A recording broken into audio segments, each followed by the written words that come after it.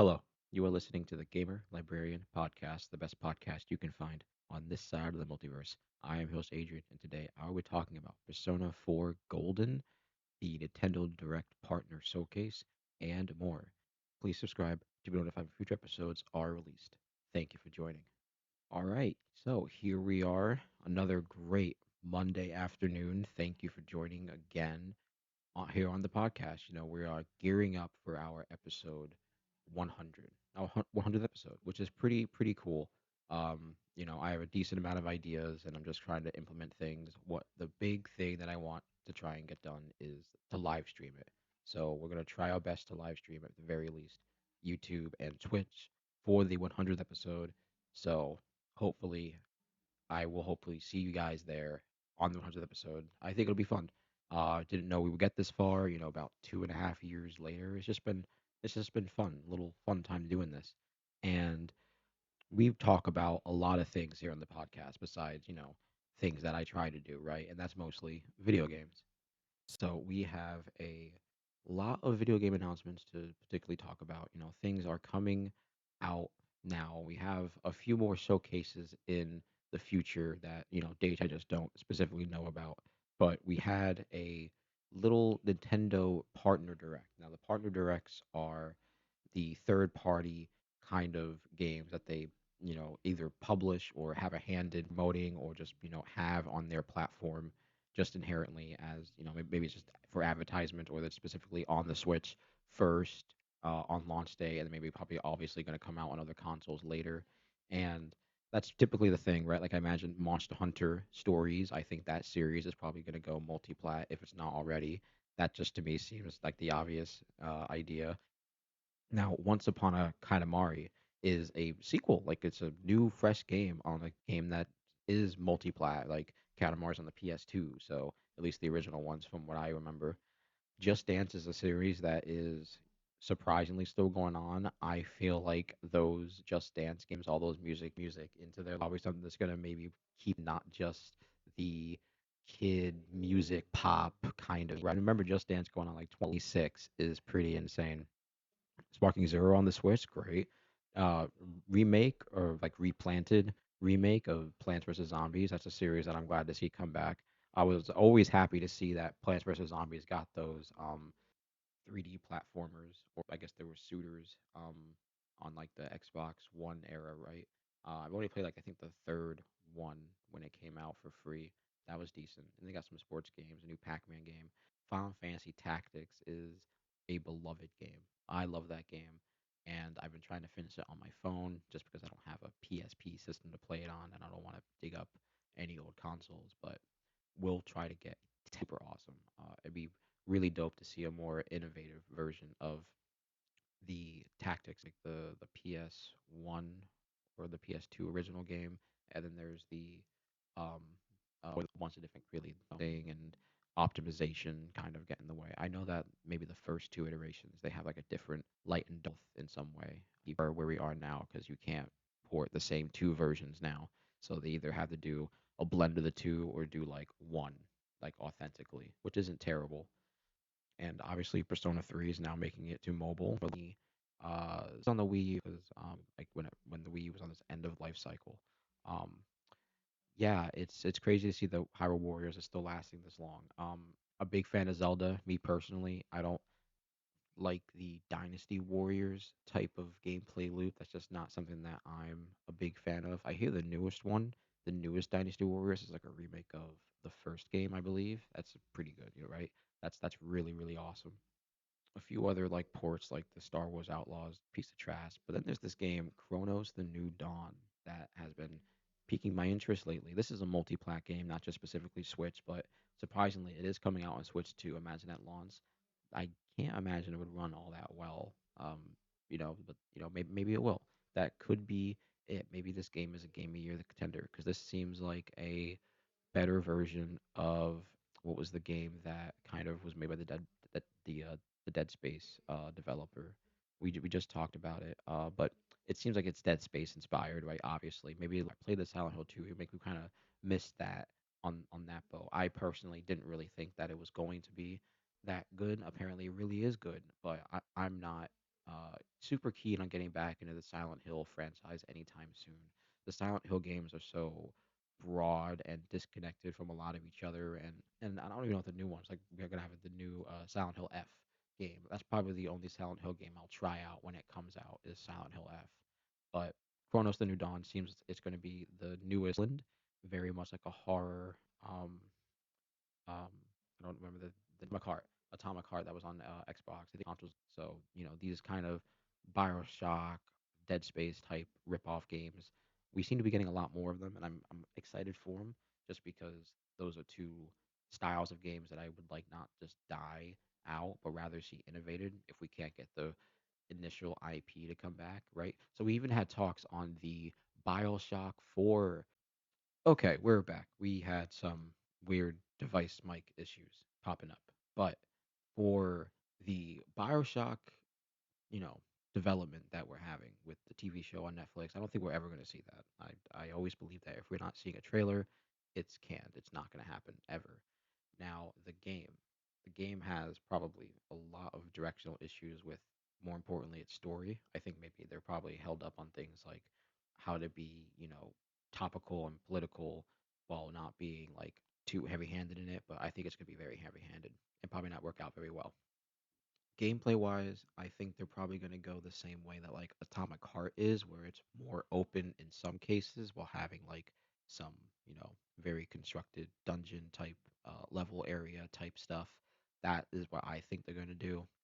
Now, I think their best bet is to do like a remake of the first game first, see how they can do on like a new engine or a new development team, on an IP that was already made. You could just build off of that and then make a sequel, especially the second game at Infinite. These could probably do a good touch up on a remaster or some shit like that, like whatever Borderlands has with their Gearbox collections. But Bioshock 4 has been such a big, big hit for video games. I mean, inspired from System Shock, which we have not yet played here on the podcast, which we will have to. I haven't played any of them in my life, so we're gonna have to definitely do that. And for Bioshock to just be left squandered here, because I liked Infinite. People have their issues with two, but two had multiplayer, and that multiplayer was so good. And obviously, Bioshock One is like pinnacle to a lot of degrees. So it's just crazy to see that the development team got like shifted over to a different style of management or something like that with their progression on the team on the project. So I don't know what to say about that. It's just hearing about this game for so many years, but as a fan of the series, I'd rather see them be able to put out a decent product that they can be proud of, rather than like obviously struggle forth that you see with a lot of games where like once it's announced, it's like okay, now we have to make it and put it out, and then it's just going to be what it is. Um, Things like Team Cherry's Hollow Knight 2 is probably in the same vein because they already showed it off like 5 years ago. It's 5 or 6 years ago. They already showed off gameplay of it, which is like typically a worst case scenario for a game when it's canceled. It's just, in my opinion, I think a game where it's like in the Oblivion or what the Oblivion is the remake one, but the Elder Scrolls 6 idea where like we got a trailer that's announced, that's a little more understandable because like they always announce games when they start working on them. They always do that, and that's just always been a bad thing. So we don't have particularly a lot of time to take on just Bioshock, but we did talk about the Nintendo Direct and a little bit of some news that was around here, and we are prepping for the 100th episode. But in the meantime, right, video games, everything else that we talking about, and we talked a little bit about Persona 3 coming to the Switch. So obviously, go check out that game. But another game that is probably coming out on the Switch as well is Persona 4 Golden Revival, or just Persona 4 Revival. I'm not really sure what the actual name is in terms, but because that game's coming out, I decided to play Persona 4 Golden and finally finish my playthrough of it. 'Cause I only ever got to like the second dungeon in there, and so last week I've been blasting through that game. We already did Persona 3 before. We touched a little bit on Persona 5, and in the past I've played Persona 5 uh, and Persona 5 Royale, right? So Persona 5 X is the one we played more recently, but I'm very familiar with Persona. I played Strikers, which is like the the Dynasty Warriors game, which is like obviously I didn't finish that game because I'm not a big fan of those. And like it has the Persona formula, which is like, eh, I think some things about the Persona formula can be refined. And after playing specifically Persona 5X and Golden and then Royale, I think that there could be a lot of things refined, right? Especially after like Reload. I think that if they have maps or at least calendar days with the pictures of the characters' faces, or a little more refined system for looking at your characters' individual personas and looking at the persona compendiums, I think all of it's like very front and like all of it's like too much to handle. Like obviously going through all these games in their last 20 years of of like history has been crazy. Um, right. So I tried playing the Persona 3 game on PS2. Right. I bought that game after finishing 5 for the first time, and that was really really fun.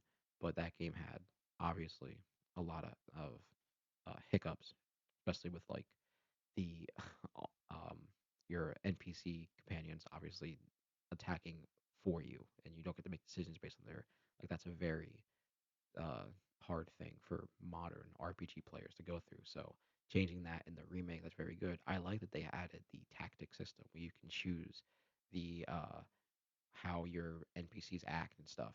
In Golden, they added that. That's very fun. Obviously, there's going to be in Revival, and they have stuff like that in 5. I think all that's very cool.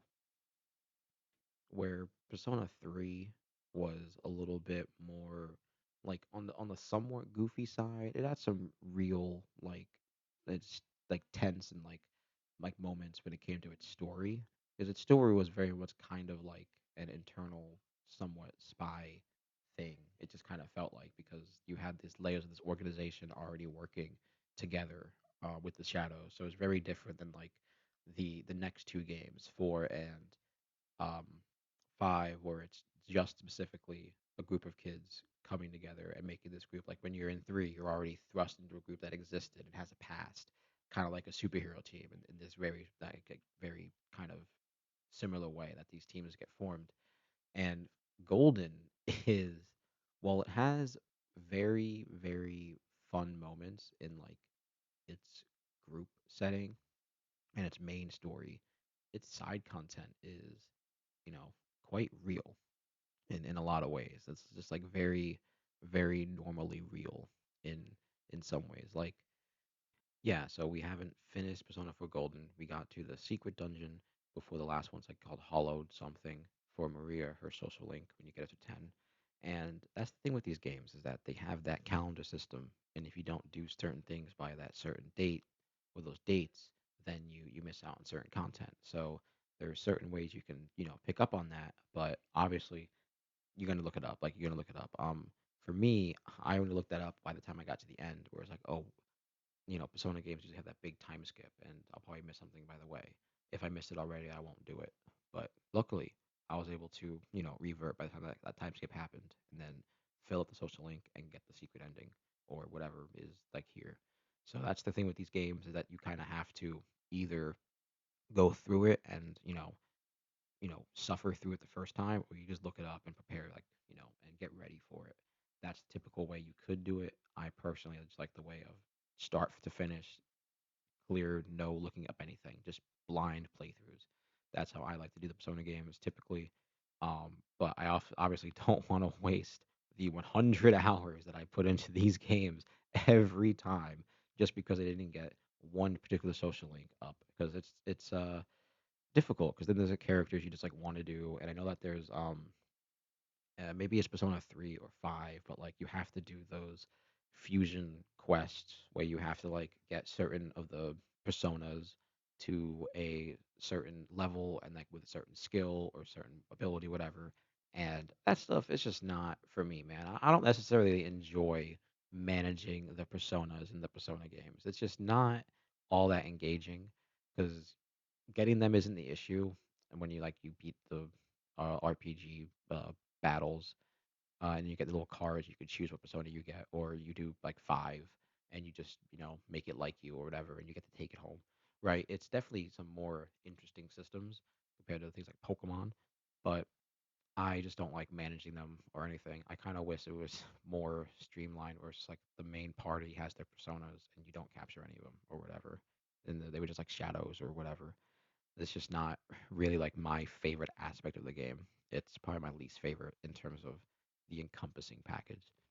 Something that Persona 5 and 5 Royale really made me appreciate, like looking back now, is the inclusion of mini games in these games. Like the Persona loop is, oh, I either go hang out with the social links or maybe try to do the side quests, which typically side quests are not fun. I don't like the side quests, but the Persona links, and then you can do like the uh, dungeon secret reaper stuff, like the RPGness of it. But in my opinion, it's a lot more worth it when like you go to parts of the game just to maybe meet up with a social link or go and just turn in a quest or something like that, or even just buy inventory from a store, right, for your runs in the dungeon. I think it's fun when it's like, oh, I can go to the vending machine and get like buy a drink. You might get a free one because in Persona Golden you get like the roulettes, or in 5 you could do like I think it's the batting cages or the darts like by yourself or with a friend, just on the cuff, and you get to play a little thing in some way. I don't remember what mini games might be in Persona X. Maybe I missed them, but even X has like some relatively fun innovations that I might to go back to and play, but that's not going to be anytime soon.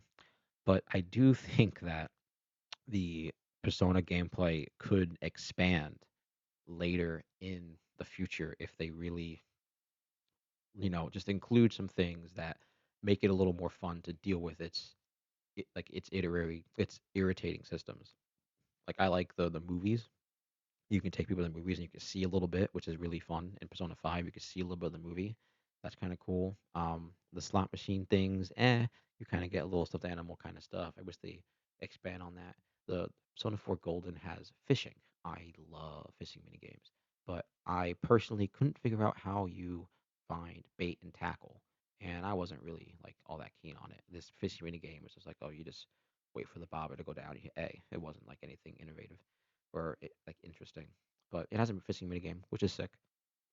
So yeah, I do think that like little things like that really make the gameplay loop experience of it more interesting. And I wish they would maybe in Persona 6 get away from the high school scene. They could do like college or like something like a job, maybe like an office building type nonsense. I don't know. I think that the series would expand far greater if it went more into an adult type of like RPG setting rather than a high school. I think the high schoolness of it kind of is what keeps it at a certain degree back. And this is an anime game. It has its anime tropes and things like that. So there's things that like I'm not a fan of, but we do talk about manga here and all kinds of things. So like, whatever. But anyway, Persona 4 Golden, really fun so far. We will be trying to finish the rest of the game by the end of the week. And then it's Metal Gear, absolutely. Like it's gonna finish those two games, Metal Gear Solid 2 and then 3. And then don't know what we're gonna do yet. Don't know what's gonna happen after that. Now, we did mention a little bit that we're going to be catching up on comics here, right? We got a little bit of episode left, so we can talk about what I've been reading, and that is the absolute DC comic books. Now, we didn't get through all of them recently, but by the end of the week, probably should get through at least, what is it, Green Lantern, Martian Manhunter, and then The Flash, right? So we did read Wonder Woman and Superman. Now, Wonder Woman is relatively shorter, right? It's kind of going into a little more like story back building now. We're not really fighting any relatively cool monsters or anything like that. But she's got some really cool like flashbacks going back to her lessons growing up, which I find really interesting. I'm not sure if that's a staple in Wonder Woman comics, but I'm liking the flashbacks to like her training and that being relevant to obviously what's coming up. You don't get that a lot of Batman. Um, Superman though, Superman is pretty cool, and it's slow pickings on that guy for the coming up run, and it's not really getting too far. I'm disappointed. Brainiac seems like he's an alien, or actually, I guess he is still an alien this time. I thought he was just going to be an AI. I don't know like what uh that like why that change happened because in the initial in first three, I think in the third one is when Brainiac is teased. Maybe it's earlier, but Brainiac's tease is like an AI kind of program or something like that. I thought that was what it was. And that's what really excited me. But maybe I'm wrong. Maybe the Brainiac thing is something far more um, like out there because it seems like it's a Kang kind of thing, a Kang legacy dynasty kind of thing. Um, very odd. And Batman, we got a very interesting new Mr. Freeze. This Mr. Freeze is the son of like the Victor Von Freeze, and instead of like this version of Freeze trying to save his wife, it's his parents he's trying to save, and the ice is like some so like it's not from like a machine or anything. It's like some magic alien like sentient ice. It's like an infection ice that like infects you, which is so cool.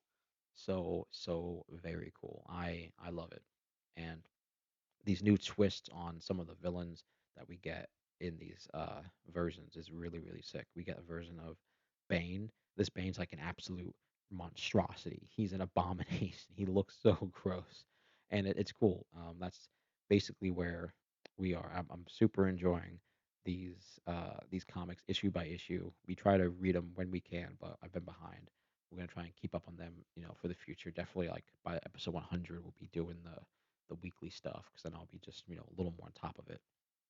Now, just to wrap up here, manga, right? JoJo is something that we got on here for the podcast. We're still doing my friend's JoJo's RPG like game with all of us, where my character is his status Juice World. He turns things to juice, kind of thing. Pretty dope. And we read the manga. We read all of the manga for JoJo Lands. We even, started watching the anime more and more recently, and then we caught up. So pretty sick. And the JoJo Lands is something that is going to be fun to read as it like comes along. I do wish I could have read part 7, the horse race run. That would have been so cool to do. Read that like issue by issue, but I wasn't a fan of JoJo then, but we are now. And so seeing that the characters in this one are pretty wonky, like Jodio Joestar's thing is like Rain. My favorite is Dragona with their smooth operators. And we got, Paco, Hustle. It's pretty dope. And we got some interesting characters, right? So the villain for this game, or the villain for this part, uh, Howler, we don't even know his stand yet. He probably has a stand, or maybe he'll get a stand later on, but it seems like he doesn't have one, like so far. It's pretty insane. We're gonna see what happens with this manga. Um, I'm pretty excited to be reading it as we come out later on. It seems that the future of the manga is very uncertain, right? Don't know what Dragon Ball is. Very upsetting about that. Berserk is obviously like taking its sweet time, like one chapter every 3 or 6 months, which is pretty annoying. Now, something else to be reading a lot of, and that's One Piece. One Piece 1156. It's called Idols this time. We get a flashback on the Rocks pirates as they, travel Elbath and like form. And I think it's cool to see like some of the contrast and similarities between, you know, Luffy and Roger in a lot of ways because that's very fun to see.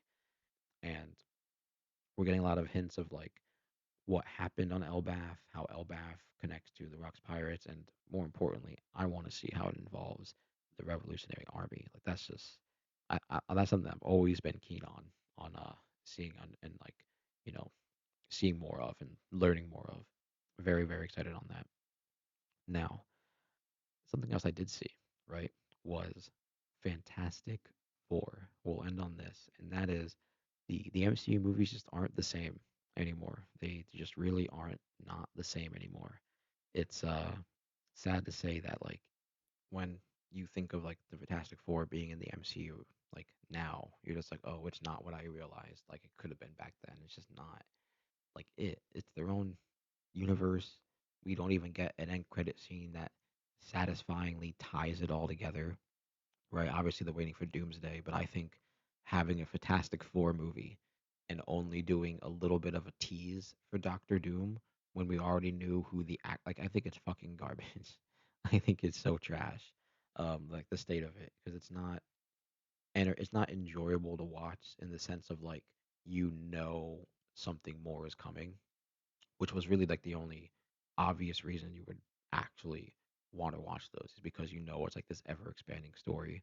But now it's just like they're not even doing their part to make that worth the reason, like to make that the reason to watch it. It's just like, oh, you've never seen the Fantastic Four. Here's the Fantastic Four, haha. When there's obviously like three movies in the last 20 years and a whole history of comics, and not to mention video games. Like, if you don't know these characters, it's not that important now. It's not the 2000s anymore. It's just not. But we'll end on that because we're just now like 20 minutes is great. It's a decent episode to upload. But so trying to get episode 100. That's only in 3 or so weeks. So we're gonna try our best to get that. I think it's like four more, right? And that's gonna be a very big change up here for the podcast. This is gonna be a different type of recording, and hopefully we get a lot more game announcements between then. So peace.